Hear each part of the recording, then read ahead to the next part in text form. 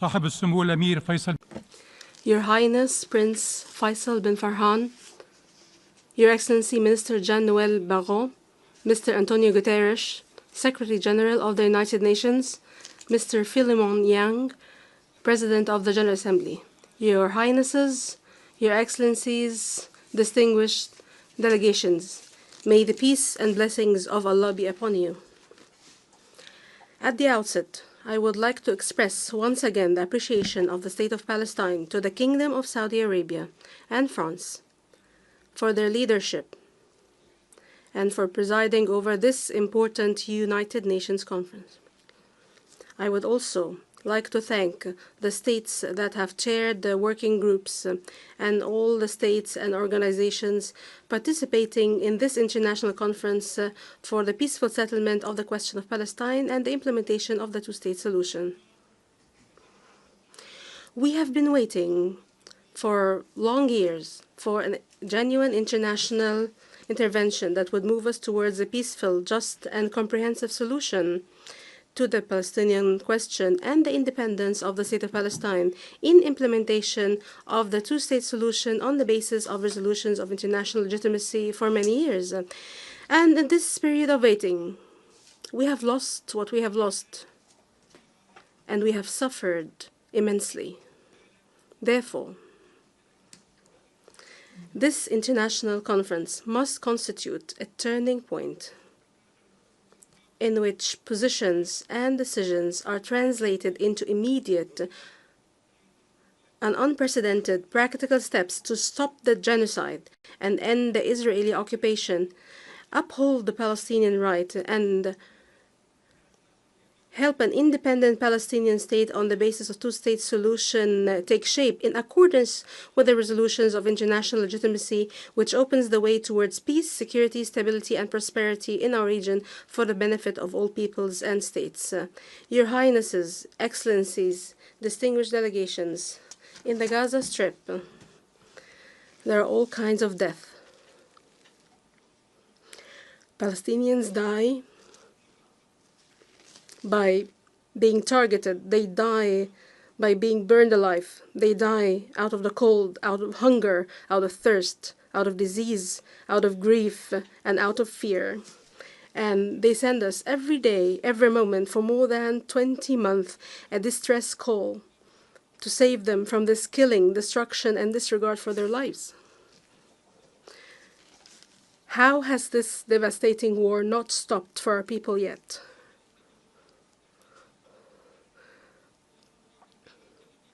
How come there's no stop to this countless innocent lives lost? How is it possible that there's no stop to the starvation, which is now a declared policy and a clear plan for displacement? Do not accept from Israel any excuse or justification for targeting Palestinian civilians, doctors, humanitarian staff, journalists, and the imposition of a policy of collective punishment on the Gaza Strip and its inhabitants without exception, as well as the destruction of homes, hospitals, schools, mosques, churches, even graves, and all the elements of life in Gaza, and preventing the entry of aid and obstructing its safe distribution and killing who seek to receive some aid. This war of extermination must stop immediately. The killing of Palestinians must stop immediately. Humanitarian aid must be brought in immediately through all land crossings. Hostages and prisoners must be released immediately. The displacement must stop immediately. Israel occupation forces must withdraw completely from the entire Gaza Strip. And we ask you to take the necessary measures to stop the aggression, starvation, and displacement, and send a clear message. Enough disregard for the life and dignity of Palestinians. Palestinians are human beings. In this regard, we affirm our support for the efforts of the mediators, Egypt, Qatar, and the United States. We thank them for their effort to reach a ceasefire in Gaza. We also thank all the countries that support our people, their rights, as well as relief efforts, especially the Arab Republic of Egypt, and the Hashemite Kingdom of Jordan. We also thank the International Coalition for the Implementation of the Two-State Solution and the Arab Islamic Committee led by the Kingdom of Saudi Arabia. Your Excellencies, Your Highnesses, distinguished delegations, we affirm the readiness of the State of Palestine to assume full responsibility for governance and security in Gaza with Arab and international support. We also stress that the State of Palestine is the only holder of the right to rule the entire Gaza Strip, and it is the holder of the exclusive right to maintain security. Israel must withdraw completely from the Gaza Strip, and Hamas must relinquish its control over the Strip and hand over its weapons to the Palestinian Authority. We also reaffirm our position rejecting violence and terrorism in all its forms, including targeting and attacking civilians. And on this basis, the State of Palestine is ready to invite a temporary Arab and international support force to support stability by a resolution adopted by the Security Council in order to provide protection for our Palestinian people and to ensure a ceasefire and to support the Palestinian government and its security services, and not as a substitute for it, within a framework that contributes to the establishment of an independent Palestinian state based on international legitimacy resolutions and the implementation of the two-state solution. We are also working with brotherly Arab countries and the international community to reconstruct Gaza and prevent the displacement of our people from their land, including by holding an international conference in Egypt to start implementing the Gaza Reconstruction and Recovery Plan and providing it with the necessary support.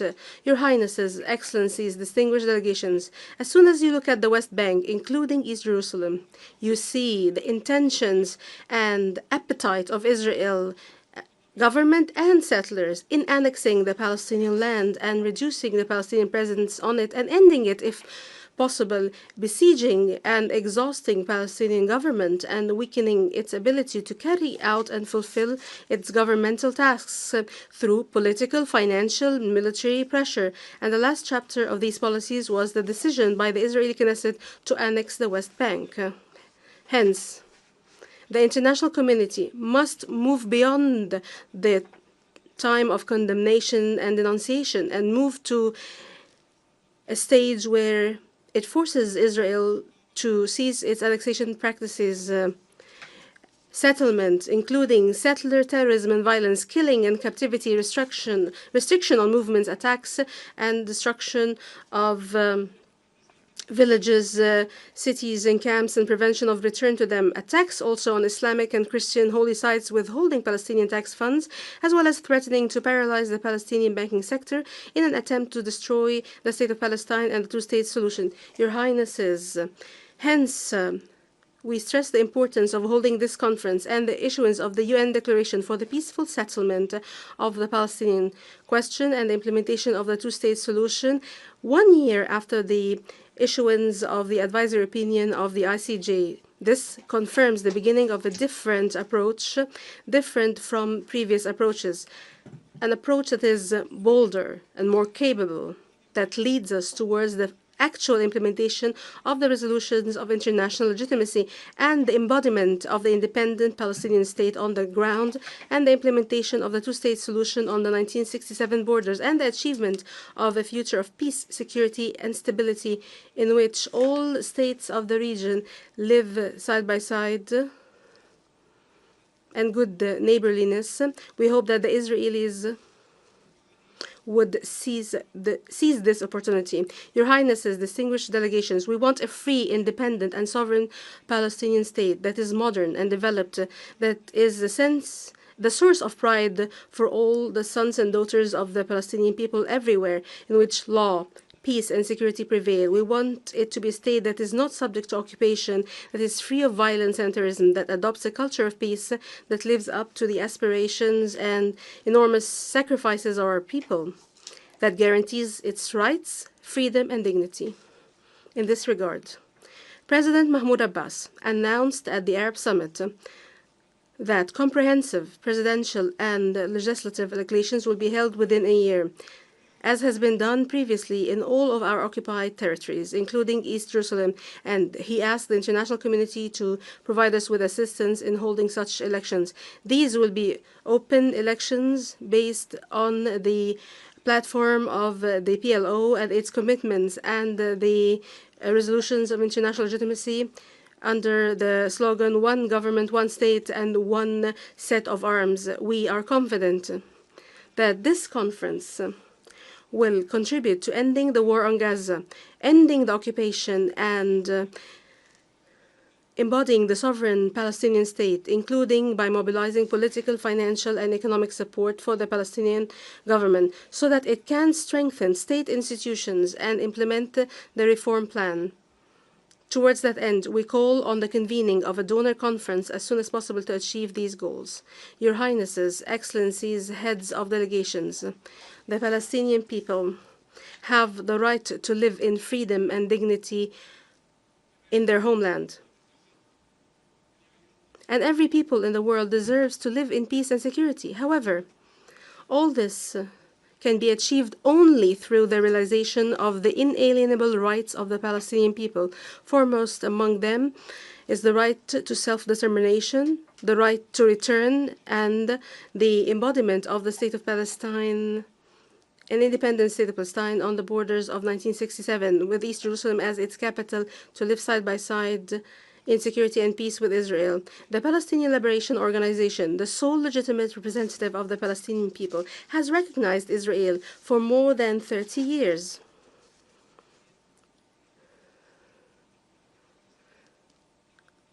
While Israel's recognition of the State of Palestine has yet to take place, despite the recognition of the State of Palestine by 149 states.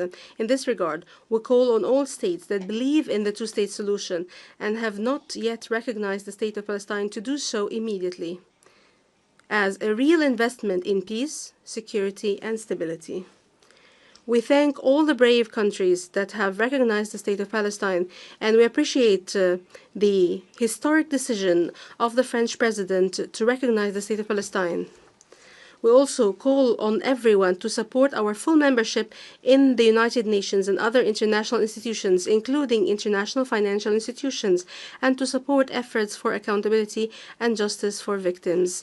Your Highnesses, Excellencies, heads of delegations, we stand ready to work with you and with the United States and in partnership with the presidents of the conference, Saudi Arabia and France, and with the heads of other groups and countries participating in the International Coalition for the Implementation of the Two-State Solution for Peace, Stability, and Security for All in the region.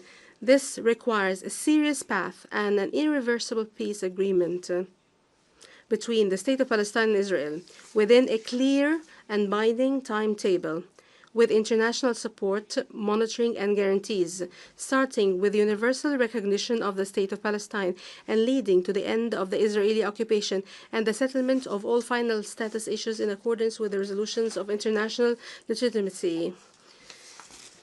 It is not the fate of our people to live under occupation, nor is it the fate of us and the Israelis to live in a war that doesn't end. We can live in a future of peace and security side by side if we make the right decisions today. We must all take bold and unprecedented steps leading to a just and comprehensive peace in accordance with the resolutions of international legitimacy. Enough injustice, war, occupation, and destruction. We want our people to live in freedom and dignity in their land and the land of their ancestors, and to achieve peace, security, and prosperity in our region, the Middle East, which is the cradle of three heavenly religions, the cradle of light, justice, and peace. I thank you. May the peace and blessings of Allah be upon you.